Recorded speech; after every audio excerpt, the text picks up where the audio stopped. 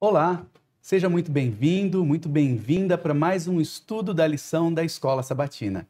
Neste trimestre, nós estamos estudando o tema Provados pelo Fogo. E nessa semana específica, o tema é calor extremo. E eu tenho aqui ao meu lado, como minha convidada especial, a minha esposa, Irineide de Carvalho Gardino. Seja muito bem-vinda, viu, para a nossa discussão. Muito obrigada, muito obrigada. E eu gostaria de pedir para que você começasse a nossa conversa com uma oração. Vamos orar.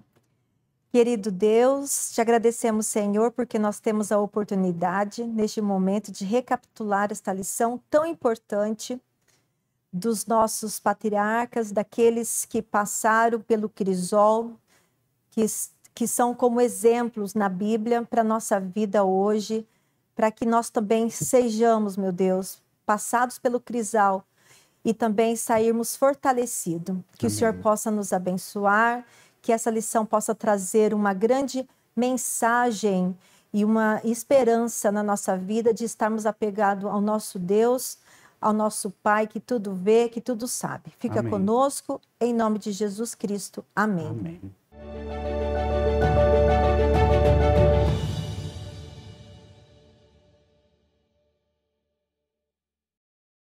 Essa semana nós estamos falando sobre calor extremo.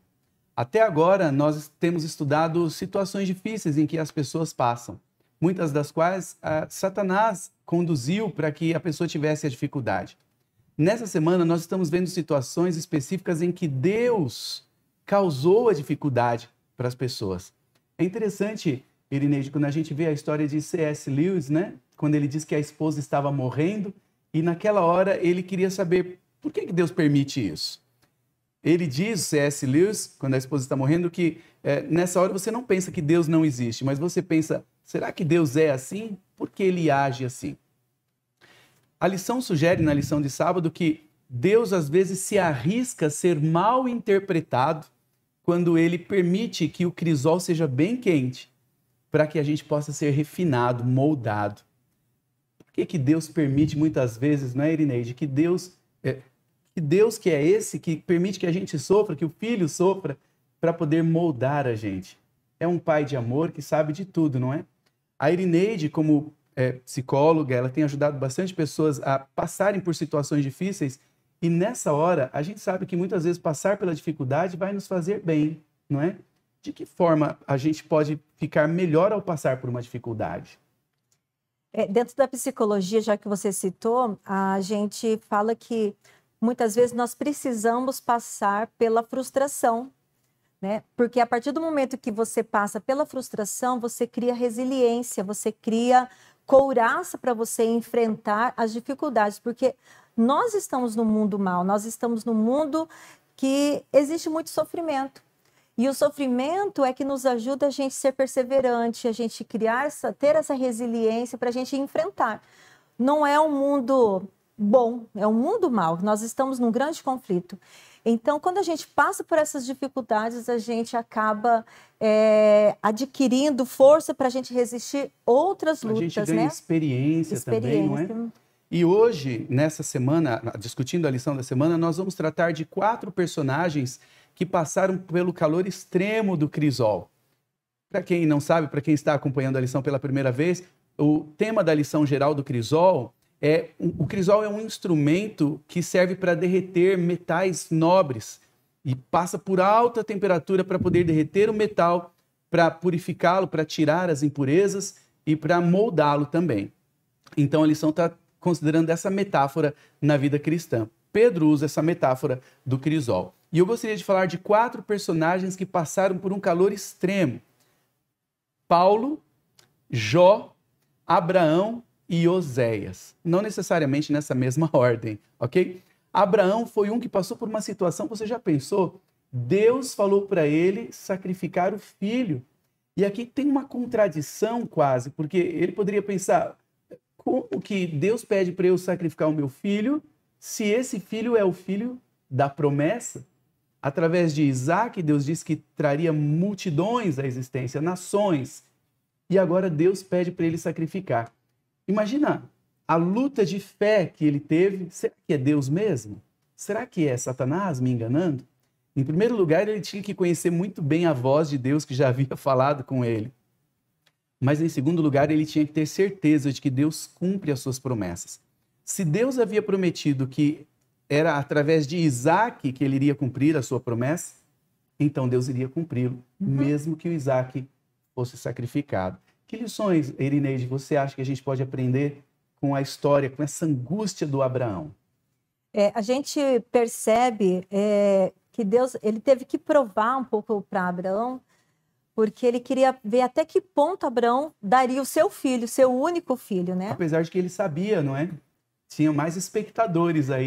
Exatamente. Então, era uma prova para o universo. O próprio universo, os outros, né, que não caíram, os anjos, que eles estavam olhando até que ponto um pai que ama um filho, né, vai dar o seu filho para um sacrifício. Então, na verdade, Deus estava mostrando, assim como Abraão, ele foi capaz de entregar o seu filho que ele amava tanto, e ele suportou essa fé, né, porque ele tinha muita fé, ele falou assim, mesmo que meu filho morra, né, ele vai ressuscitar. Isso está lá em Hebreus 11, não é? Na Galeria da Fé. Em Hebreus 11, onde descreve os heróis da fé, ali é mencionado que Abraão cria que Deus podia trazer o seu filho das cinzas. Porque a questão é a seguinte, se Deus prometeu que o Isaac seria o progenitor dessas nações, então mesmo que ele morra, Deus vai ressuscitá-lo. Essa era a fé de Abraão. E também a questão de sentir o quanto custa um substituto, né? Porque ali era o próprio Jesus, ele estaria substituindo os próprios pecados de Abraão, ele estaria sendo morto na cruz, o cordeiro, né? Então, é o símbolo do cordeiro, depois Jesus, depois que ele, né, quase sacrificou, que estava ali, foi provado. Ele faria mesmo, ele iria até o final. Ele foi provado, ele viu, ele entendeu o que era esse sacrifício, esse substituto, o próprio cordeiro. Então, foi um plano de muita fé, foi de entrega total, de confiança total. A lição enfatiza, é importante lembrar isso, que esse evento de Deus pedir para o profeta sacrificar o seu próprio filho foi uma coisa única, exclusiva na Bíblia. Isso não pode ser normal nunca para qualquer outra pessoa que diga que teve essa prova. Foi uma questão única e exclusiva para Abraão, porque Deus tinha dito que em Isaac ele traria sua descendência. E Jesus disse que Abraão viu o dia dele. Jesus fala, Abraão viu o meu dia e se alegrou. Isso está em João capítulo 8, versículo 56. Jesus diz que ele se alegrou muito. Quando foi que Abraão viu o dia de Jesus? Foi nessa ocasião, não é? Em que o filho dele seria morto, Deus pediu, mas apareceu um substituto ali, o cordeiro. E ele próprio, quando ele viu o cordeiro, ele viu então esses dias, né? Eu acredito que também Deus, ele deve ter mostrado para Abraão até talvez uma visão, né? Tudo que iria acontecer. Uma coisa mais né? completa. Mais completa. Mas ele entendeu o que era aquele sacrifício, né? E ele conseguiu entender o plano da salvação que Jesus faria por todos nós, por ele e por todos nós. Então, Deus fez isso por um bem muito maior. Era para que Abraão pudesse entender o plano da redenção, para que Abraão pudesse entender o quanto custou para Deus. Aquela angústia de Abraão foi a angústia do Senhor ao enviar o seu filho amado. E Abraão entendeu quanto custou a salvação. É cara a salvação. Seria o seu filho, mas Deus teve um substituto. Então, o universo pôde ver isso. Deus permitiu o sofrimento de Abraão por uma causa muito maior. Os seus descendentes saberiam e entenderiam o plano da redenção que exige um substituto. Então, a lição trouxe primeiro o caso de Abraão, desse sofrimento extremo dele. O próximo caso é o caso de Oséias. Oséias é uma história impressionante, não é? Oséias, um profeta de Deus, e Deus chega para ele e fala, agora você vai se casar com Gomer, a prostituta.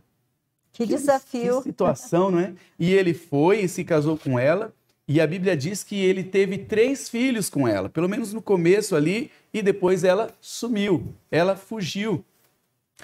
E Deus manda o Oséias ir atrás dela de novo. E ele a comprou, ele a resgatou. O que Deus quis ensinar com essa lição? Você já pensou a angústia de um profeta se casando com uma prostituta? Aqui ele já ficou desmoralizado, não é? Uhum. Depois teve filhos com ela e ela ainda foge. E ele foi buscar ela e ela já estava com outros homens e voltou à sua velha vida. O que Deus quis ensinar, hein? Olha só que interessante, o título da lição de segunda-feira fala que o rebelde Israel, né?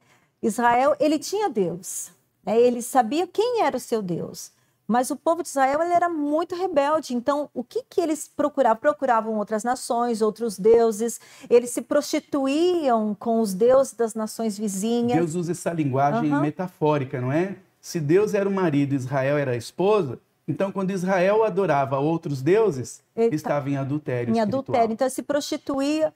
E aí Deus quis ensinar uma lição para o povo de Israel. Olha só, tá vendo? Tem aqui o Oséias, o meu filho, ele é um profeta, mas olha só, ele está indo buscar, da mesma forma que ele está indo buscar a sua esposa, que se prostituiu, eu também estou ali tentando buscar vocês para que vocês venham a mim. Então, era uma lição muito importante para o povo daquela época, de ver como que Deus é compassivo, como que Deus é amoroso, por mais que a gente caia, por mais que a gente às vezes abandona, o Senhor está sempre fazendo de tudo para nos buscar, para nos trazer de volta, né? Nos abraçando, colocando de novo nos seus braços, na casa dele. Então, é uma forma de Deus chamar, de mostrar para o povo de Israel o quanto eles estavam perdidos, o quanto eles se prostituíam e como ele queria Deus ia atrás que ainda, Deus ia não é? atrás. Veja que interessante. Oséias se casou com a prostituta, com a Gomer. Ela depois sumiu, ele foi atrás dela, Deus mandou ele ir. Ele pagou um resgate por ela, um preço. E eu acredito, na Bíblia não está escrito, mas eu acredito que não é possível que ele ia viver uma relação sem amor com ela para sempre. Eu acredito que no plano de Deus, depois não menciona, viveram felizes para sempre, mas eu acredito que se eles eram uma metáfora, né? No caso, Oséias representava Deus e Gomer representava Israel, eu creio que no final eles devem ter se amado, de verdade, como Deus no final vai se restabelecer com a igreja, vão estar de bem, a igreja vai estar purificada, perdoada novamente. E tem uma coisa assim que eu achei interessante aqui na lição, que está falando sobre o arrependimento, né? Deus ele faz de tudo para buscar o seu povo, para que eles venham ao arrependimento, para que eles se arrependam. E olha aqui, a lição fala o seguinte, ó, a verdade é que não importa o que sintamos, Deus sempre trabalha para nos conduzir ao arrependimento, porque ele nos ama muito. Eu não sei se Gomer se arrependia, se ela tinha essa sensação de arrependimento quando ela saía, buscava os outros homens, mas o objetivo de Deus ao fazer essa comparação é que ele está sempre buscando, mas ele quer que nós nos arrependamos, né? Que a gente se entrega, que tenha essa entrega. Se não houver arrependimento, não adianta nada. E é por isso que é importante passar por esse crisol, muitas vezes pelo sofrimento. O povo de Israel, ele só percebia o quanto eles estavam longe de Deus a partir do momento que eles sofriam, a partir do momento que eles eram, o povo chegava, tirava toda a comida deles, né? Eles eram escravizados, enfim, era nesse momento do sofrimento, quando eles não tinham nada, quando eles sofriam das mais terríveis, né? Como o filho pródigo, exatamente. Né? Aí eles percebiam que precisavam voltar pro pai. Então eles voltavam, e aí vinha esse arrependimento. Então o objetivo da lição era também mostrar que Deus quer mesmo que a gente venha se arrepender, que a gente venha buscar a Ele, que a gente volte. E o sofrimento nos ajuda a gente a perceber. Por mais que a gente sofra, Deus ainda está conduzindo. É que a lição está falando, Deus ainda está conduzindo a nossa vida, ainda Deus está atuando, apesar... Mesmo que nós não entendamos tudo, os porquês, não é? Por que isso acontece comigo ou não? Mas Deus está no comando, nós temos que acreditar nisso. Porque no final a gente vai entender tudo, no final ele vai explicar tudo para a gente. Agora, Irineide, o sofrimento do Oséias com a Gomer nem se compara com o de Jó, que é o próximo personagem estudado nessa semana. Que situação, não é? E a lição faz uma observação interessante, que não foi Satanás que começou a tentação, que começou procurando o Jó.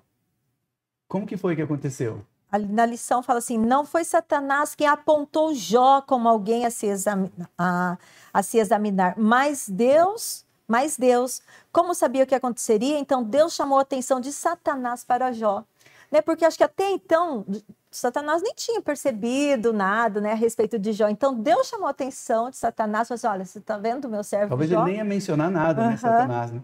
Satanás apareceu na reunião, intrometido, né? Ele não foi convidado. E Deus falou assim, por acaso você viu meu servo Jó? Não tem ninguém tão justo como ele. Porque o grande desafio de Satanás é que era impossível ser justo, obedecer a Deus, porque Deus é tirano, né? Deus exige muito. E Deus falou, não tem ninguém como ele. E Satanás aí vem com toda a tentação que a gente sabe. Se ele for pobre, ele vai te desonrar. Aí depois ele voltou, não. Agora, se ele tiver doença, problema, ele vai te desonrar. E Jó permaneceu firme todo o tempo, não é? Tem uma passagem que mostra por que Jó suportou toda a prova dele. E eu gostaria de abrir essa passagem e de ler com vocês. É uma passagem famosa, está em Jó, capítulo 19, versículos 25 e 26. Eu gostaria de ler com vocês que estão nos assistindo. Jó, capítulo 19, versículos 25 e 26. Aqui está o motivo da esperança de Jó, mesmo na prova. Mesmo no maior calor do crisol. Jó 19, 25 e 26, ele diz assim, porque eu sei que o meu Redentor vive e que por fim se levantará sobre a terra. É a nossa esperança, é a volta do Senhor Jesus. E depois, veja, ele cria na ressurreição, e depois revestido este meu corpo da minha pele, em minha carne verei a Deus. Ele cria no corpo revestido de pele de novo, e em sua carne viria Deus. Aliás, dá para a gente ver o verso 27 também. Vê-lo-ei por mim mesmo, os meus olhos o verão, e não outros. De saudade me desfalece o coração dentro de mim. Então, um dos meios de suportarmos o calor das dificuldades, das provas, é se nós temos esperança em Jesus. Se nós acreditamos que Ele está conosco todo o tempo, mesmo que nós não entendamos os porquês, que a gente tem um Salvador que, por fim, ele vai se levantar. E ele vai explicar as razões e a gente vai entender que ele tinha um bom motivo para permitir que a gente passasse por aquilo. Então, posso te fazer uma pergunta? Então, olha só, que diferença faz? Se foi Deus ou o diabo, né, que fez tudo, mas ele sofreu de todo jeito. Qual que é essa diferença? Pois é, alguém poderia dizer assim, não importa se foi Deus ou se foi o diabo. Deus permitiu, não é? O fato é que Jó sofreu.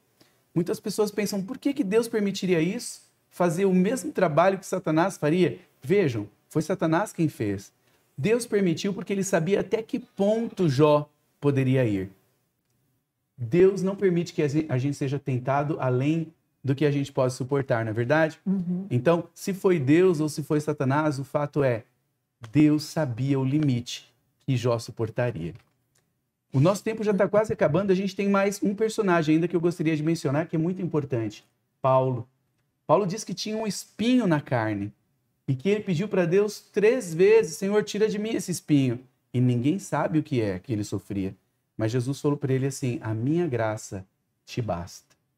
É na fraqueza que você desenvolve a força. Que lição tremenda.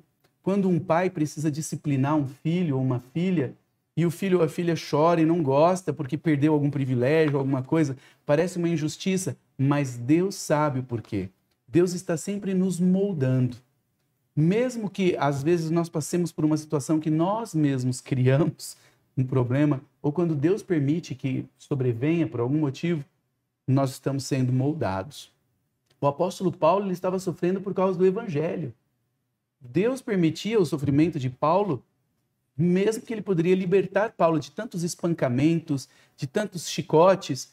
Tem mais um texto da Bíblia, o nosso tempo é bem apertadinho, mas eu quero ler um trecho importante. Antes de você ler, olha só aqui que a lição fala, que as vívidas descrições de Paulo sobre suas dificuldades não foram escritas para que sintamos pena dele. Exato. Não é para a gente ter pena de Paulo, mas para sabermos que mesmo quando estivermos no fundo do poço, o Pai pode intervir para levar compaixão e consolo. Então, se a gente vê assim que o sofrimento de Paulo foi muito grande, porque ele foi muito perseguido. Quantas vezes que ele foi, né, no naufrágio, foi açoites e tantas outras coisas, né? Ele tinha aquele espinho na seja, carne. ele não fala dos sofrimentos para que a gente se condoa, né? Que tenha dó, mas para mostrar Deus está comigo mesmo assim. Que Deus estava com ele e como que Deus estava dando força para ele. Por isso que é o crisol. O sofrimento faz com que a gente adquira, então, essa resiliência. Eu gosto muito de ver, assim, esses patriarcas, essas pessoas da Bíblia, para ver como eles tinham resiliência e como muitas vezes nós somos fracos hoje. Qualquer coisinha que acontece, a gente já culpa Deus, a gente já culpa, né, o outro diante do sofrimento, mas a gente vive num mundo de sofrimento. E os nossos patriarcas, as pessoas que estavam da Bíblia, sofreram muito. A gente vê cada história, Sim. Existe muito sofrimento. A gente vê torcer a Bíblia é puro sofrimento, né? Porque nós estamos num mundo assim. E Paulo dá uma descrição breve aqui em 2 Coríntios, capítulo 11. Isso daqui é muito interessante. 2 Coríntios, capítulo 11, a partir do verso 24. Ele diz assim: 5 vezes recebi dos judeus uma quarentena de açoites menos um. Em vez de falar 40, eles falavam uma quarentena menos um, 39. Porque diz que eles achavam muito cruel dar 40 chibatadas. Então eles davam 40 menos 1, 39. Só que ele recebeu 5 vezes esse castigo, em 5 ocasiões. No verso 25 ele fala que 3 vezes foi com a vara. Ou seja, 5 com chicote, 3 com a vara. Uma vez fui apedrejado, e esse apedrejamento está descrito em Atos.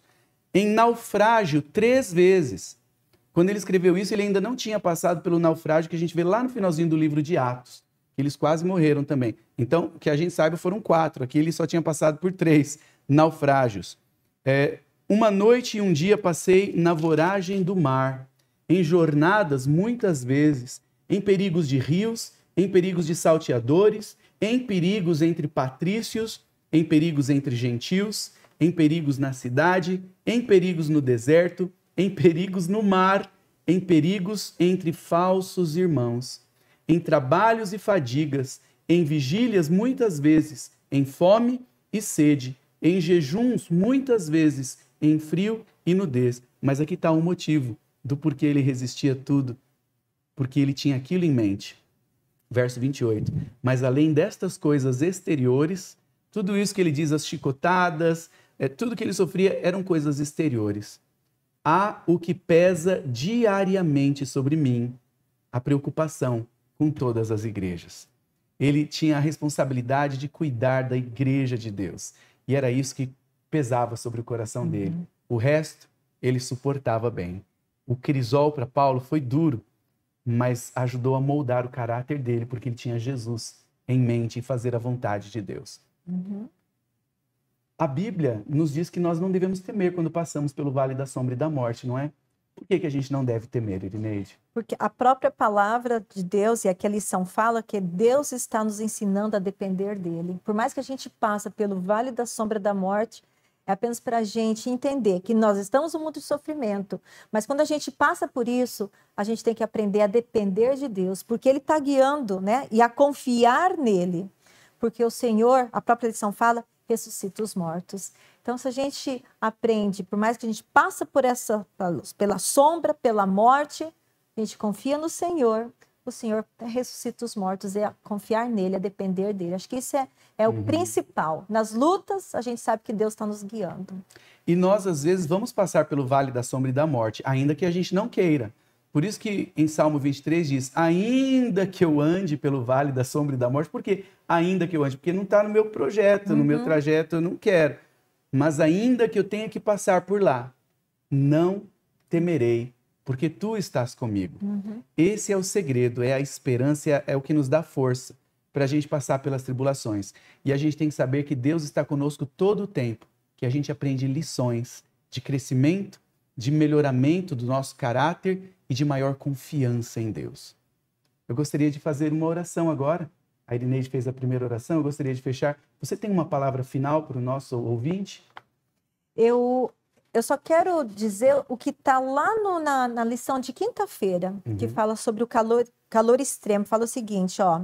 Podemos resumir 3 maneiras a que aprendemos sobre os crisóis, né? Os crisóis de Deus. Primeiro, o calor extremo não tem o objetivo de nos destruir, mas destruir o pecado. Segundo, o calor não é para nos tornarmos miseráveis, mas para nos tornar puros. E o terceiro, o cuidado de Deus por nós em todos os momentos é constante e eterno, e Ele jamais nos deixará sozinho, não importa o que aconteça. Que fantástico isso, né? Nós precisamos ter essa experiência de conhecer a Deus para ter essa certeza ao passarmos pelas situações difíceis. Muito obrigado, Edneide, pela sua companhia hoje. Obrigado a você que está também nos acompanhando. E eu gostaria de fazer essa oração pedindo que o Senhor te abençoe para que você seja forte, resiliente ao passar pelas provas, sabendo que o Senhor está contigo todo o tempo. Vamos orar? Senhor nosso Deus, muito obrigado, Senhor, por esta lição desta semana, que nos dá força, nos dá esperança e que nos dá certeza de que o Senhor está conosco, mesmo ao passarmos por situações difíceis, mesmo que não possamos entender a causa, mas que nós possamos crer no Deus invisível, que está conosco e que por fim se levantará sobre a terra e que nos dará as explicações e nós entenderemos os porquês. E nós veremos que o Senhor esteve nos moldando, nos melhorando, nos purificando a cada dia, nos tornando mais aptos para podermos habitar com Deus e com os anjos. Eu peço que o Senhor esteja com cada um dos teus filhos que participa desta lição, deste estudo, que o Senhor lhes dê força, que o Senhor lhes dê sempre a tua paz. Em nome do Senhor Jesus. Amém. Amém.